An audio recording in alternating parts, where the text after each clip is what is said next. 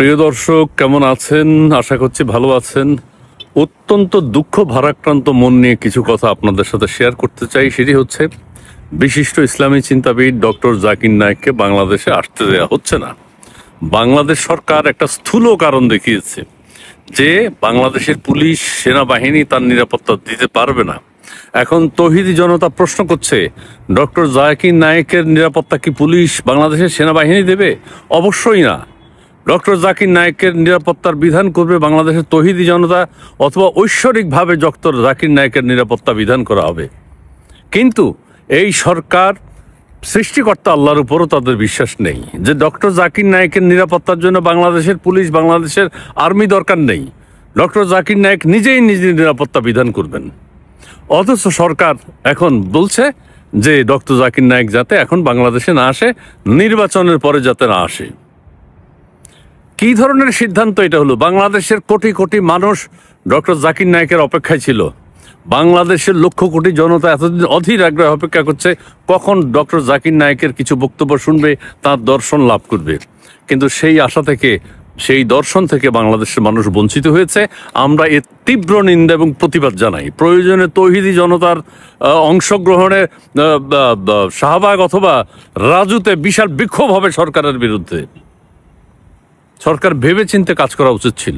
আরেকটা তথ্য দিই, আপনাদের কাছে অবাক লাগবে যে ভারত নিন্দা জানিয়েছে বাংলাদেশে জাকির নায়েক আসলে। ভারত উদ্বেগ প্রকাশ করেছে।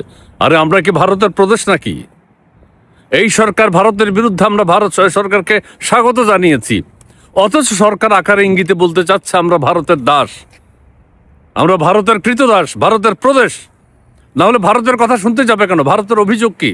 ভারতের অভিযোগ হইলে 2016 সালে বাংলাদেশে যে হলি আর্টিজান হত্যাকাণ্ড হয়েছে সেটার উস্কানিদাতা হলেন ডক্টর জাকির নায়েক। এবং জাকির নায়েক তখন আল্লাহর উপর ভরসা না করে, ভয় করে উনি মালয়েশিয়া চলে গেছেন।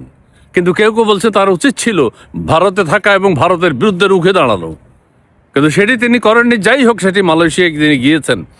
এখানে একটা কথা আমি বলতে চাই, ভারতে তো আর 92% মুসলিম নেই, হিন্দুদের দেশ সেটা। বাংলাদেশে 92% মুসলমানের দেশে কি করে জাকির নায়েকের এই শুভাগমনকে প্রতিহত করেছে সরকার, কোন যুক্তিতে, সেটির জন্য তীব্র নিন্দা জ্ঞাপন করছি। আন্তর্জাতিক আদালতে, ওআইসিতে আমরা বিষয়টা উত্থাপন করব এবং বাংলাদেশের তৌহিদি জনতা জাকির নায়েককে বাংলাদেশে এনেই ছাড়বে। বাংলাদেশে জাকির নায়েকের এই যে আগমন, তিনি একজন ইসলামী চিন্তাবিদ, তিনি একজন দার্শনিক, অথচ সরকার তার নিরাপত্তা নিয়ে চিন্তিত। সরকারকে সেই চিন্তার বিষয়টা তৌহিদি জনতা দেয়নি। মানুষ তো কখনো আশা করেনি সরকার উদ্বেগ উৎকণ্ঠা প্রকাশ করবে।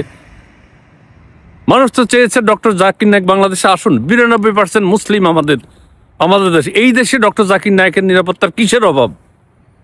ডক্টর জাকির নায়েক এয়ারপোর্টে নেমে অনুষ্ঠান স্থলে চলে যাবেন, কোনো নিরাপত্তার দরকার নেই, কোনো সিকিউরিটির প্রয়োজন নেই, প্রয়োজন ছিল না। অথচ সরকার আমাদেরকে মনে করিয়ে দিচ্ছে আমরা ভারতের দাস, ভারতের প্রদেশ। এইটা কি আমাদেরকে দেখতে হবে এই সরকারের কাছ থেকে?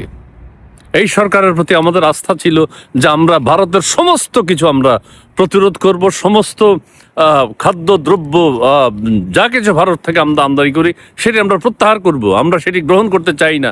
অথচ ভারতের এক হুমকিতে আমাদের ডক্টর জাকির নায়েকের মতো একজন মানুষ বাংলাদেশে আসছেন না।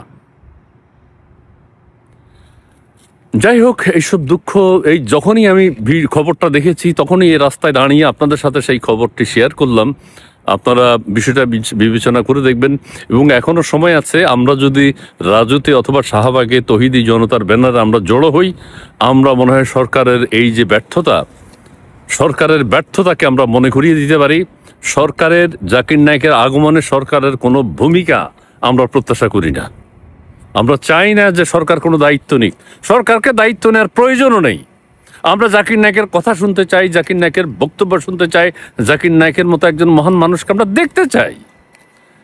কিন্তু আমাদের সেই আশা থেকে আমাদের এই সরকার আমাদেরকে বঞ্চিত করেছে। সরকার ভারতের কথা শুনেছে, অথবা সরকার নিরাপত্তার কথা বলে ডক্টর জাকির নায়েকের মতো একজন মহান মানুষকে বাংলাদেশে আসা থেকে বিরত করে দিয়েছে।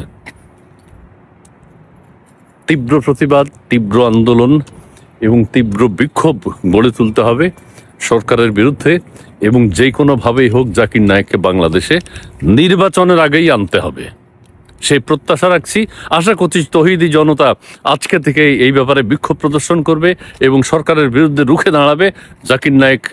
জাকির নায়েকের যে ভক্তকুল আছে বাংলাদেশে, তাদের ব্যানারে আমরা রাস্তায় নেমে সরকারের এই দায়িত্ব জ্ঞান কাণ্ডজ্ঞানহীনতার তীব্র প্রতিবাদ জানাবো। সবাই ভালো থাকবেন, ধন্যবাদ।